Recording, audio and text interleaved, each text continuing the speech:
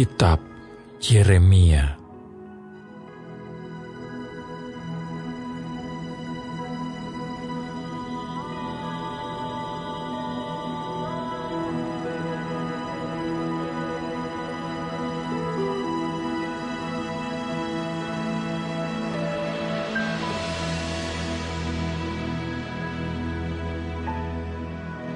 Inilah perkataan-perkataan Yeremia bin Hilkia dari keturunan imam yang ada di Anatot di tanah Benyamin.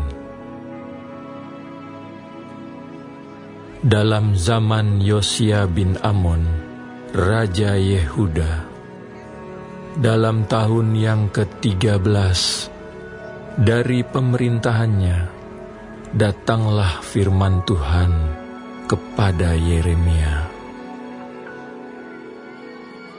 Firman itu datang juga dalam zaman Yoyakim bin Yosia, Raja Yehuda, sampai akhir tahun yang ke-11, zaman Zedekia bin Yosia, Raja Yehuda, hingga penduduk Yerusalem diangkut ke dalam pembuangan dalam bulan yang ke-5.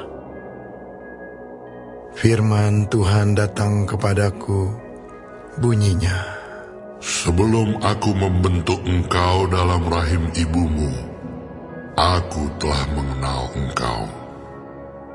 Dan sebelum engkau keluar dari kandungan, aku telah menguduskan engkau.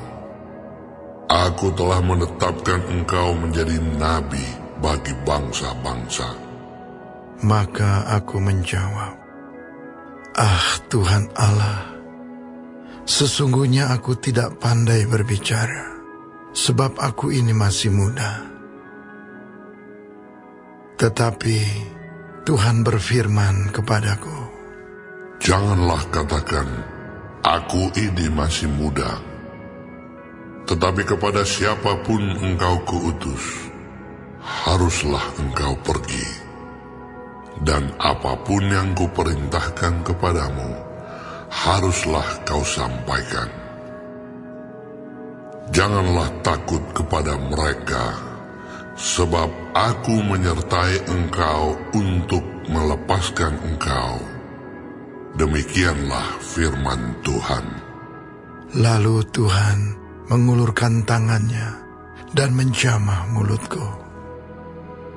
Tuhan berfirman kepadaku, sesungguhnya aku menaruh perkataan-perkataanku ke dalam mulutmu.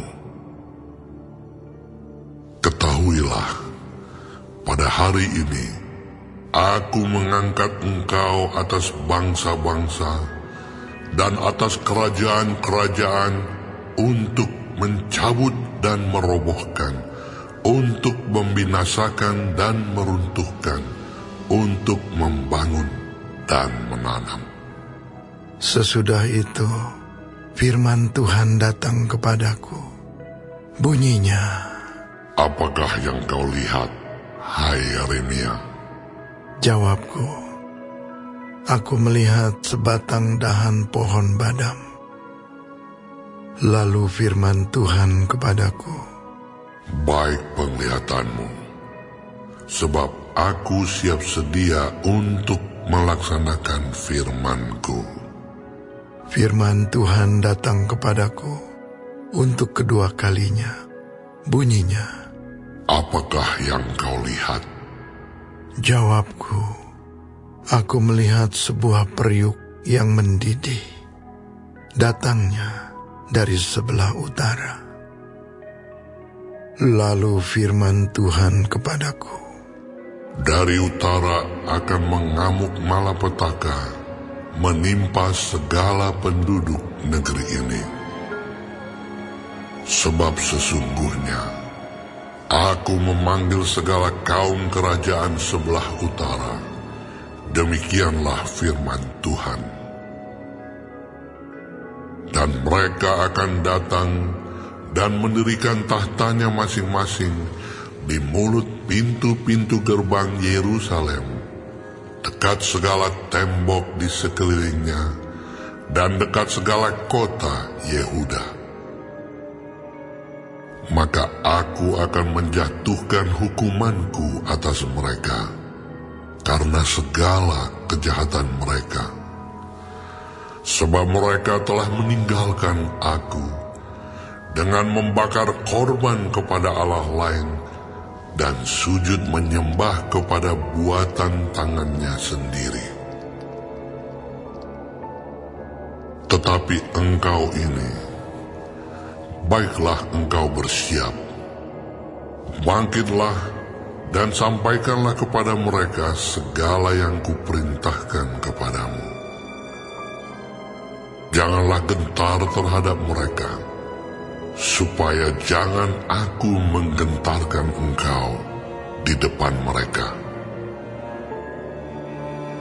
Mengenai aku, sesungguhnya pada hari ini, aku membuat engkau menjadi kota yang berkubu, menjadi tiang besi, dan menjadi tembok tembaga, melawan seluruh negeri ini, menentang raja-raja Yehuda dan pemuka-pemukanya, menentang para imamnya dan rakyat negeri ini. Mereka akan memerangi engkau, tetapi tidak akan mengalahkan engkau, sebab aku menyertai engkau untuk melepaskan engkau. Demikianlah firman Tuhan.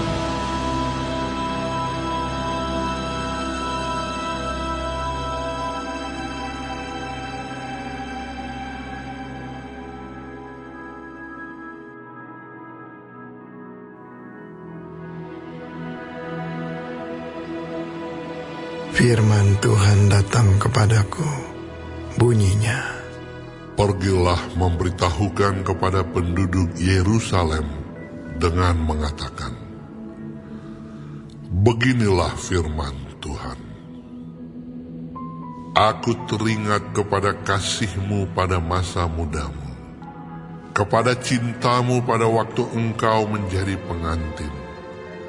Bagaimana engkau mengikuti aku di padang gurun, di negeri yang tiada tetaburannya. Ketika itu Israel kudus bagi Tuhan, sebagai buah bungaran dari hasil tanahnya. Semua orang yang memakannya menjadi bersalah, malapetaka menimpa mereka. Demikianlah firman Tuhan. Dengarlah firman Tuhan, hai kaum keturunan Yakub, hai segala kaum keluarga keturunan Israel. Beginilah firman Tuhan. Apakah kecurangan yang didapati nenek moyangmu padaku, sehingga mereka menjauh daripadaku, mengikuti dewa kesia-siaan, sampai mereka menjadi sia-sia. Dan mereka tidak lagi bertanya, di manakah Tuhan yang menuntun kita keluar dari tanah Mesir, yang memimpin kita di padang gurun, di tanah yang tandus dan yang lekak-lekuk, di tanah yang sangat kering dan gelap, di tanah yang tidak dilintasi orang, dan yang tidak didiami manusia. Aku telah membawa kamu ke tanah yang subur untuk menikmati buahnya dan segala yang baik daripadanya. Tetapi segera setelah kamu masuk, kamu menajiskan tanahku. Tanah milikku telah kamu buat menjadi kekejian. Para imam tidak lagi bertanya, di manakah Tuhan? Orang-orang yang melaksanakan hukum tidak mengenal aku lagi. Dan para gembala mendurhaka terhadap aku.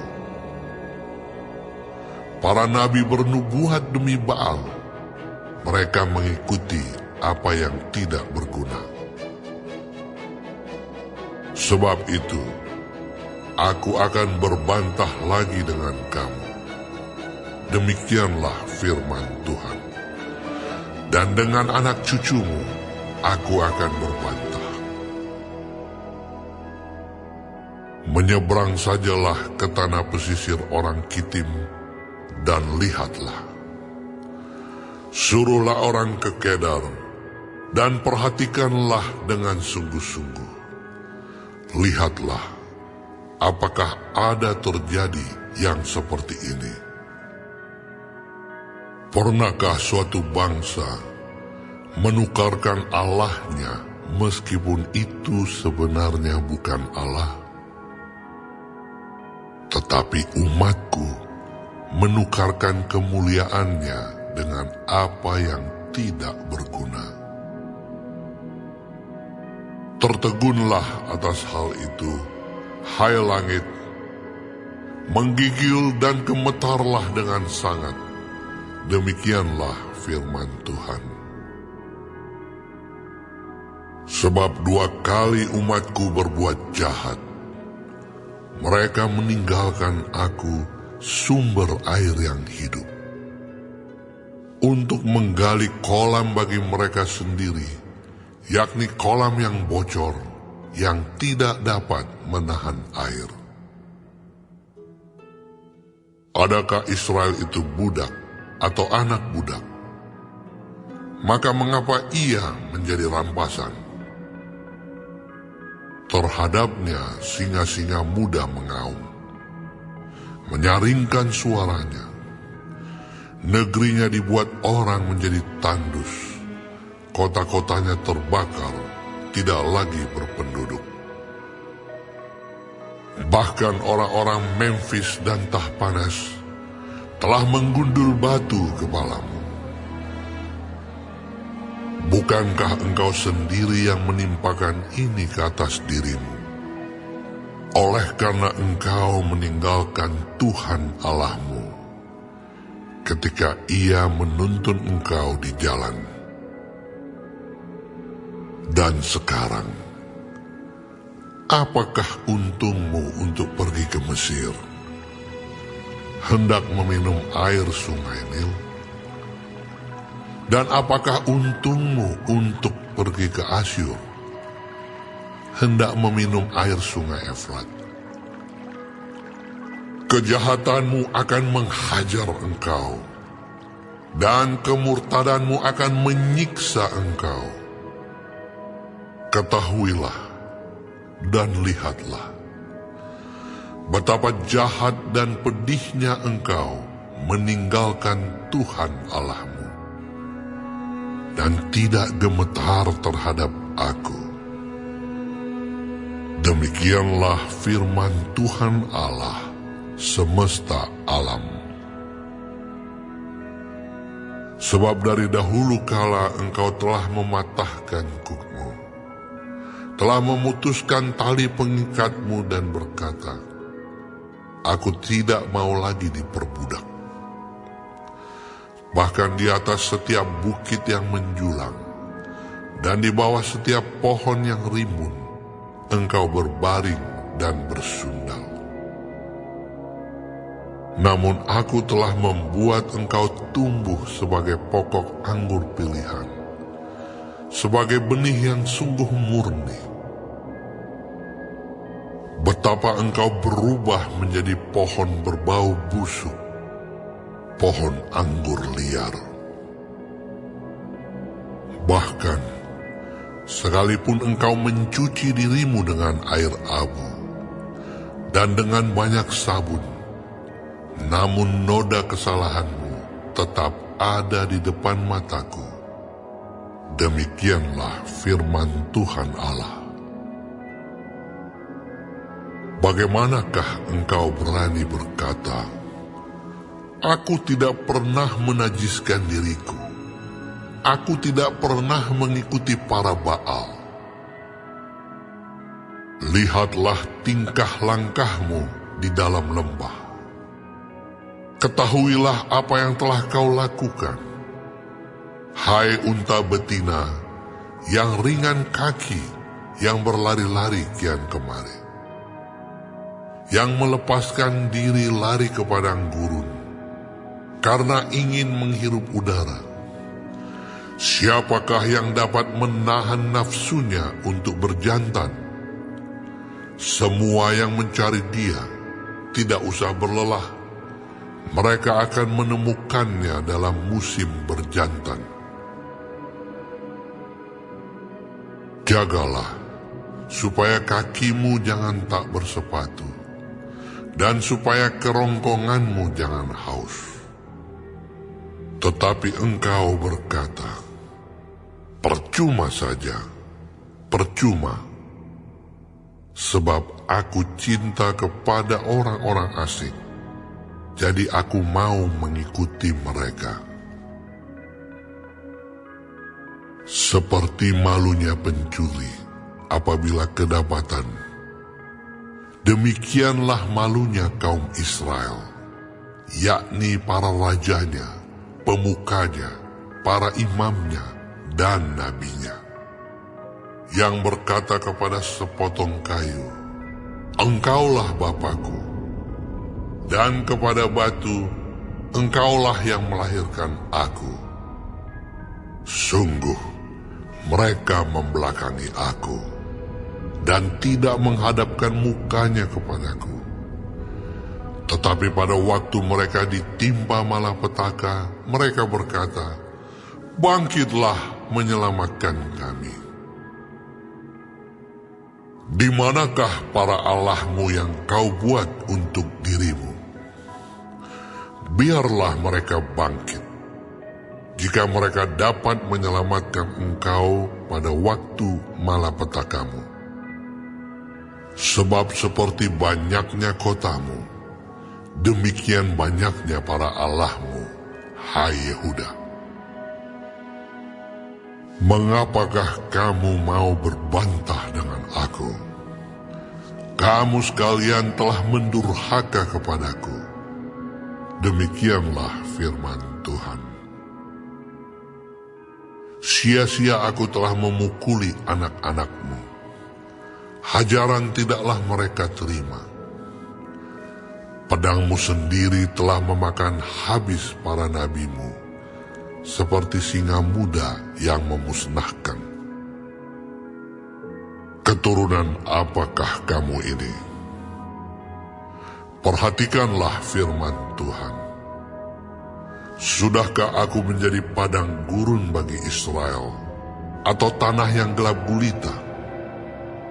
Maka mengapa umatku berkata, kami sudah bebas, kami tidak lagi mau datang kepadamu?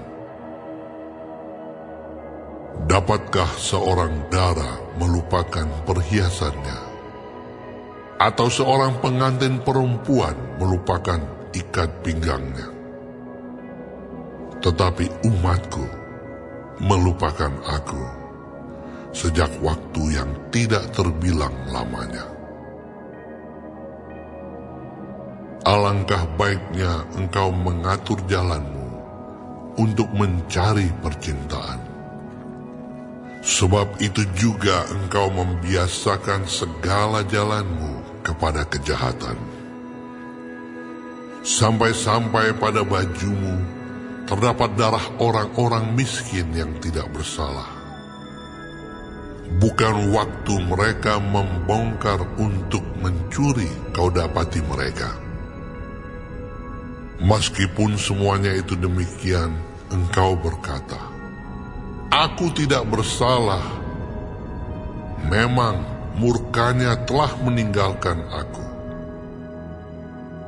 Sesungguhnya, aku akan membawa engkau ke pengadilan, oleh karena engkau berkata, aku tidak berdosa.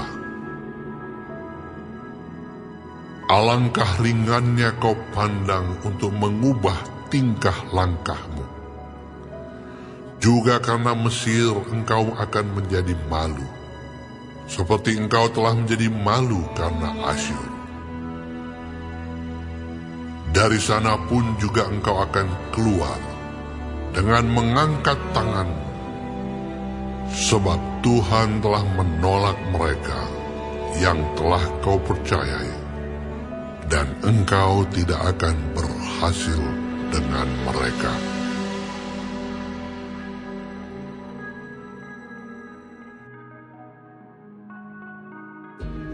Aku berkata kepadamu, sesungguhnya, siapa yang masuk ke dalam kandang domba dengan tidak melalui pintu, tetapi dengan memanjat tembok, ia adalah seorang pencuri dan seorang perampok. Tetapi siapa yang masuk melalui pintu, ia adalah gembala domba.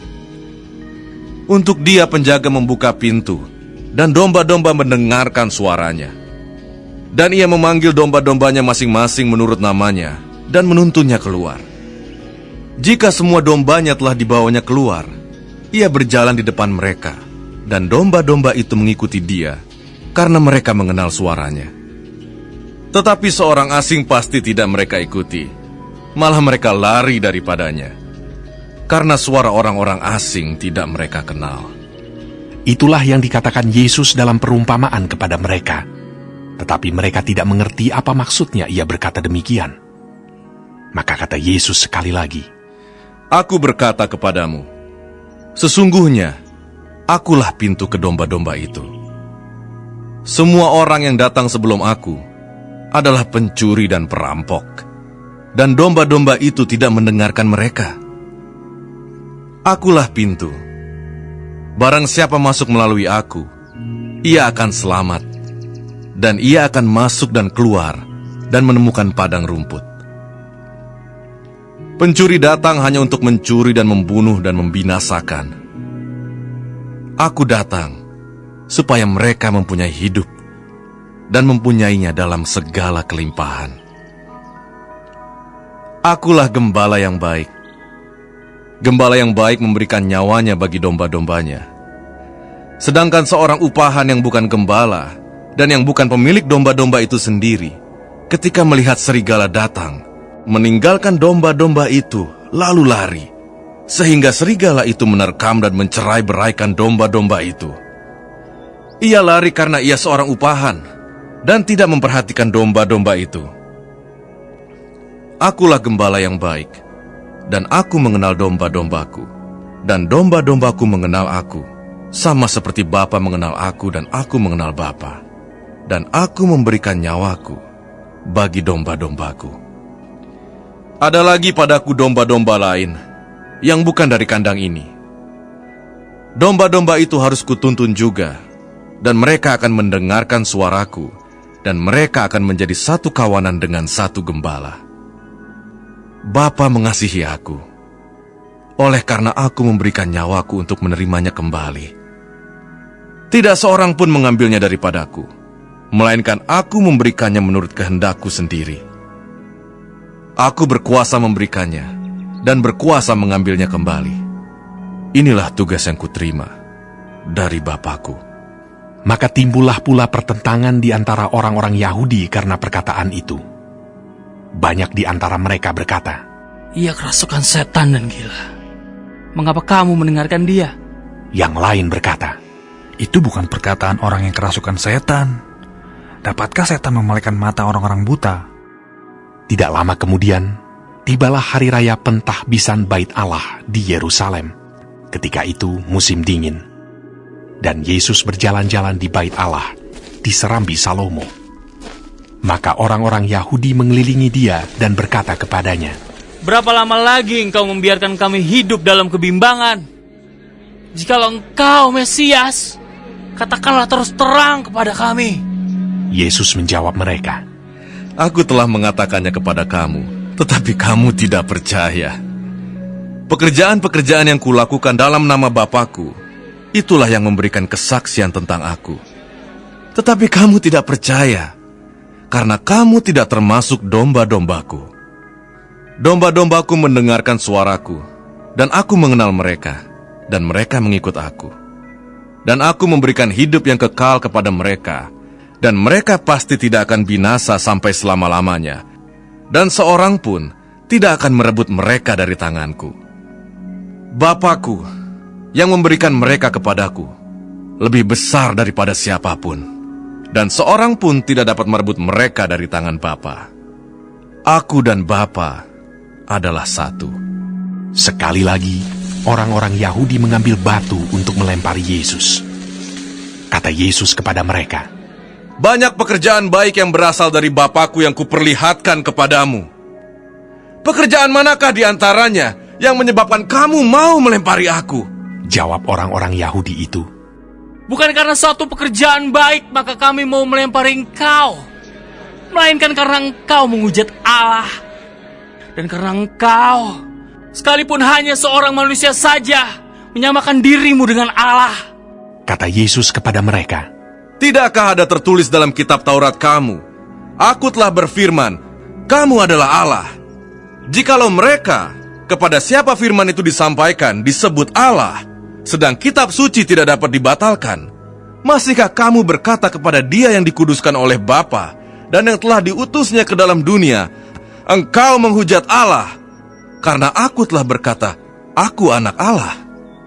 Jikalau aku tidak melakukan pekerjaan-pekerjaan Bapa-Ku, janganlah percaya kepadaku. Tetapi jikalau aku melakukannya, dan kamu tidak mau percaya kepadaku, percayalah akan pekerjaan-pekerjaan itu, supaya kamu boleh mengetahui dan mengerti bahwa Bapa di dalam aku, dan aku di dalam Bapa."